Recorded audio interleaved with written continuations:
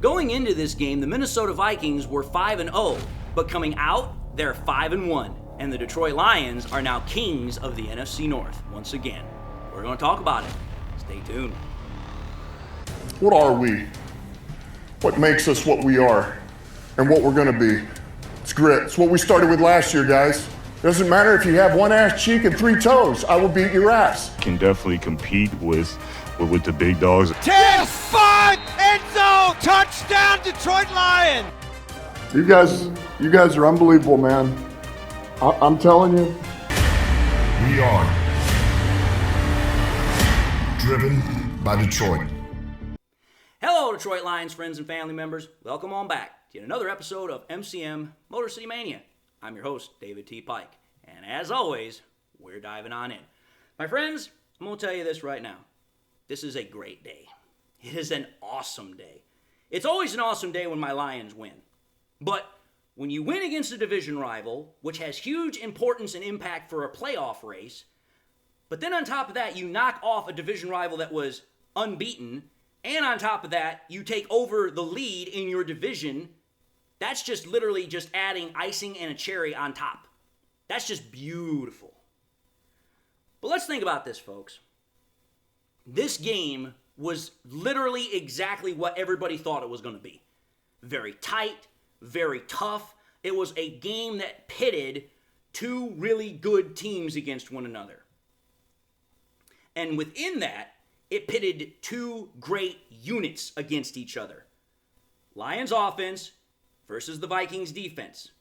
Literally talked about this morning. I said literally, this is where the difference is going to come into this game. How the Lions offense is able to do against the Vikings defense. That was where the majority of how this game was won was found. Because you have to think about it, folks. The Lions defense, not going to take anything away from them. The Lions defense did exactly what it needed to do. Because think about it. The last two times we played the Vikings, Justin Jefferson absolutely destroyed us. And that was not with a Sam Darnold at quarterback. That was with Nick Mullins. Think about that, folks. You take a look at the stats from today's game, Justin Jefferson didn't have over 100 yards receiving. That means the Lions were able to pretty much, keep him in check from really damaging us for the most part. That's an impressive feat right there. That shows the growth, that shows the progress from where this defense was last year to now. And then you have to add even a further caveat on top of that. This defense did that without their best player on the field. Aiden Hutchinson's out. We all know this. But think about this, folks. We did it without Aiden Hutchinson, and we also got 4 sacks without him. Now, obviously, everybody's going to know this, and I know this myself. Those 4 sacks were not nearly as consistent or as good had we had Hutchinson out there. And that is still a major problem that I'm going to talk about in another episode. So don't think I'm just trying to, whitewash or sugarcoat that. I'm just calling it for what it is. Our defense, without our best player, went out there, they got the job done. That's literally what I'm saying. And then I want to talk about, some players specifically on that defense that I think did absolutely great jobs. And literally for me, I think it comes down to 3 primary players. Actually, no, 4. The 4 players on that defense that I thought did an absolutely just stupendous job were Alex Anzalone, Terrion Arnold, Brian Branch, and Jack Campbell. I would throw in... Actually, I did, but here's my point. Sorry, I got ahead of myself. When you take a look at all 4 of those players, Anzalone, Campbell, Branch, and Arnold, all of those guys did exceptionally well at one phase or another in that defensive performance. Branch got the interception, something that he is now, with Kirby Joseph, done something that's absolutely impressive. Think about this, folks. Brian Branch and Kirby Joseph, they both have 4 interceptions on the year. We're only 6 games in, and between the 2 of them, they've already got 8 picks. That's impressive. I'm going to just say this right now. We have the best safety combo in the entirety of the NFL. Quarterbacks are not going to want to throw at our safeties most of the time because chances are if you do, you're going to probably get picked off. So Brian Branch getting that interception, that was massive. Because that was at a point where we needed a turnover, so that way we could change the tide of the game. Because if I recall correctly, off of that turnover, we literally started scoring. Because I think that was the second touchdown that we had in the first half, where we went from being down 7-10 to being up 14-10. So that was massive. Then, take a look at Alex Anzalone and Jack Campbell. Those guys were damn near all over the field. Like, I was seeing those guys on damn near every tackle. They were making tackles in the backfield. They were helping in the run game. They were helping in the pass game. They did excellent jobs. Jack Campbell, I think, is now really starting to come into his own, because I literally was seeing him everywhere. Which with Anzalone, I expect that. But with Campbell, the fact that he has caught on so fast, that's impressive. And that, again, validates why we drafted him in the first round. Especially when I know a certain set of somebodies on another sort of channel, Woodward Sports, that wanted to say that was a bad pick. Along with also certain somebodies on other places in the NFL that said Gibbs was a bad pick, which we'll get to that also in a minute. And then finally, Terrion Arnold. Look, I understand this. People have been very, very hot, very, very, angry and frustrated with Arnold's, performance. But think about this, folks.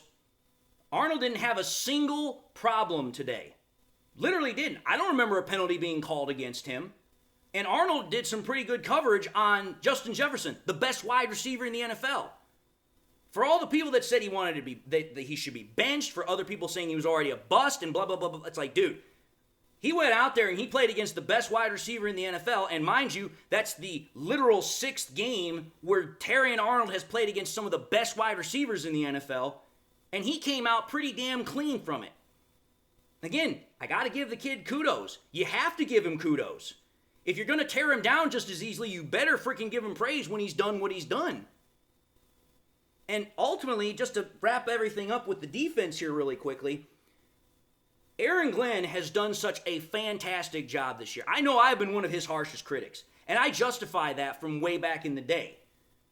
But when you take a look at what Aaron Glenn has been able to do this year, it's been absolutely stupendous.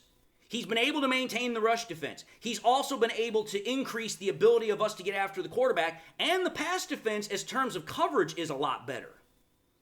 This is the defense I have been waiting for, because this is a defense that you can win a Super Bowl with. This is the defense that if we had it last year, we would have gone to the Super Bowl, and maybe we would have won the Super Bowl. Lions have all the parts they need. This defense literally showed today that even without their best player on the field, they can still get it done. They can still play good football. So, that's the first thing I wanted to talk about, was the defense. But then let's talk about the offense here and kind of, put this all together and wrap it up. Offense. I'm just going to say this right now, folks. How about Jared flippin' Goff? Dude. Every freaking week I get to watch that man, I literally am more and more just absolutely mesmerized at how well he's playing. Again, for all those that go back to me when, I was on DLF, I was the hardest proponent as far as trying to get people to understand how damn lucky we were to get Jared Goff, and trying to get people to understand how damn good he was. It took me a long time to get people to finally start realizing that. But here's what I find funny about this, is that after the news was announced of Jared Goff getting the contract that he got from the Lions, the 4-year, $212 million contract, there were so many people that were like, man, I hope he doesn't regress. I hope he doesn't do a repeat of the Rams, blah, blah, blah, blah, blah. And you know what? For the first 3 weeks, the Jared Goff haters, man, they came right back out in droves, because they're like, oh, see, Jared Goff failing. Jared Goff got his money, blah, blah, blah, blah, blah. This is the Jared Goff that they were looking for. Talked about it. But here's what I find funny. Jared Goff, over the last 3 games, is quite literally the MVP of the league. He is the best player in the league. In fact, I'm just going to put this out there right now. Jared Goff should be a front runner for MVP right now. Let me put it out there for you. Jared Goff over the last 3 games. Take a look at these numbers. Jared Goff is 58 of 68 over the last 3 games. He's missed 10 damn throws. Over a 3-week period, you've only missed 10 throws? Dude, that's unbelievable. He's 85.3 completion percentage. He has almost 1,000 yards. He's literally only short by 113 yards, folks, In 3 games, he's almost thrown 1,000 yards. 13 an average a throw. 7 touchdowns, no picks with a 153.1 passer rating. Oh my Lord. That is that is unbelievable. That's damn near inhuman. I would have said it was inhuman up until the fact that Goff did it. Because those numbers, let me put it out there for you. There was a post that was put out by the Detroit Lions PR, their Twitter handle, their Twitter feed. Jared Goff now joins only 3 other quarterbacks in NFL history, so he's now the 4th, that have literally posted a 140-plus passer rating over 3 straight games. You want to know who those quarterbacks are? Aaron Rodgers in 2011, Kurt Warner in 1999, and Roger Staubach in 1971. You ought to recognize those names because those are all Hall of Fame level quarterbacks. One still playing for the moment. But think about that. All Hall of Fame quarterbacks. All of them have won Super Bowls. And then think about this as well, just to kind of, put into perspective how rare of a feat this is. Staubach did it in 1971. The next person that did it was Warner in 1999. And then Rodgers did it in 2011. You're talking about a pretty substantial gap between each time it's happening. Because now from 2011 to now, that's another substantial gap. And again, notice whose names are not on that list. Guys like Peyton Manning, Tom Brady, Drew Brees. Oh, which reminds me, if you go back to last week, Jared Goff has become the only other quarterback to have a 150-plus passer rating over 2 games, joining Drew Brees. That's how damn good Jared Goff has been playing over the last 3 weeks. I'm going to tell you this right now. That right there is not only worth the $212 million, that is actually an underpay of $212 million. Jared Goff's performance is making that $212 million contract look like the best damn deal on the planet. When you have a quarterback that's playing like this, dude, there's damn near no price too high to pay for it, because this is the type of quarterback that you can not only win with, you can win Super Bowls with. In fact, let me do another little side-by-side comparison here. Jared Goff so far this year has completed 128 throws to 174 attempts, 73.6 completion percentage. He has 1,610 yards, 9.3 in average a throw for 10 touchdowns, 4 interceptions, and 111.5 passer rating, all while leading the Lions to a 5-1 record. That is pretty damn awesome. That is excellent on any freaking level. Now, take a look and remember those numbers I had up there. Now let's take a look at what Jared Goff did last year through the first 6 games, just like the first 6 games of this year. Last year through the first 6 games, Goff was 141 of 203, 69.5 completion percentage, 1,618 yards, 8 an average a throw, 11 touchdowns to 3 interceptions, 105.1 passer rating, and again, leading the Lions to a 5-1 record. You should obviously pay attention to what is going on here. Notice how Jared Goff's completion percentage is literally 4 percentage points higher. He's throwing the same amount of yards. His passing average per throw is literally almost a whole yard and a half better. He's still throwing the same amount of touchdowns to interceptions, but the passer rating is literally freaking an extra, 6-7 points on top of that. But the difference that's primarily here is Goff is doing this with less throws. 203 to 174, that's a pretty substantial, less amount of volume there. But yet Jared Goff is more efficient, and he's still putting up the same amount of quantitative numbers. That ought to tell you something about just how damn good Jared Goff is. That's why I'm saying it right now. Jared Goff should be a front runner. He should be a leader in the MVP conversation. Nobody that puts up these types of numbers should not even be removed or excluded from an MVP conversation. And to do so absolutely is a damn travesty. But other than Goff playing the way he is, take a look at what we had in this game. Jahmyr Gibbs literally was, I'm going to tell you this right now, Jahmyr Gibbs had an excellent game. the dude was the guy that sparked everything in the beginning with that freaking 30, 40-yard scamper in the first quarter. And not only did he do that, he got another touchdown on top of that, had over 115 rushing yards, was also a threat out of the backfield. I mean, he was the do-it-all kind of player, which is exactly why we drafted him. He is a dual threat back that can do everything. And then you take a look at, Amon-Ra St. Brown. Again, the fact that for a fourth-round draft pick, he is playing at a level that is quite sincerely like what the best wide receivers in the NFL is doing is, again, just remarkable. But you take a look at some of those catches St. Brown made. Those were awesome, hard, difficult catches, and he made them look almost effortless. That's what I'm trying to get y'all to understand here as I try to now wrap this up.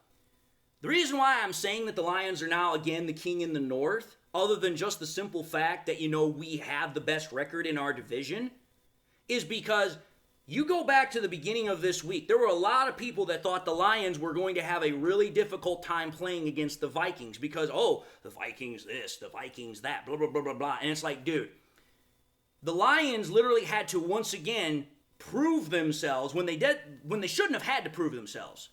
They had to prove themselves that, okay, yeah, we are the better team. We are the team that won the NFC North last year. We are the team that got to the conference championship game last year.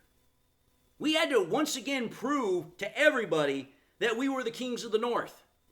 And then on top of that, by beating the Vikings, who a lot of people were starting to throw into that conversation of being one of the best, if not the best team in the NFL, we go out there and we win that game too. So think about it.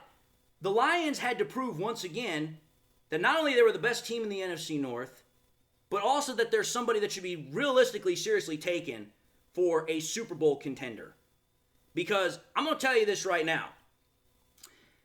I literally said this, I think it was last week before I went on my hiatus when I was at, in Michigan with my family. But I said last week it was too early to start talking about teams that were really, starting to, kind of separate themselves.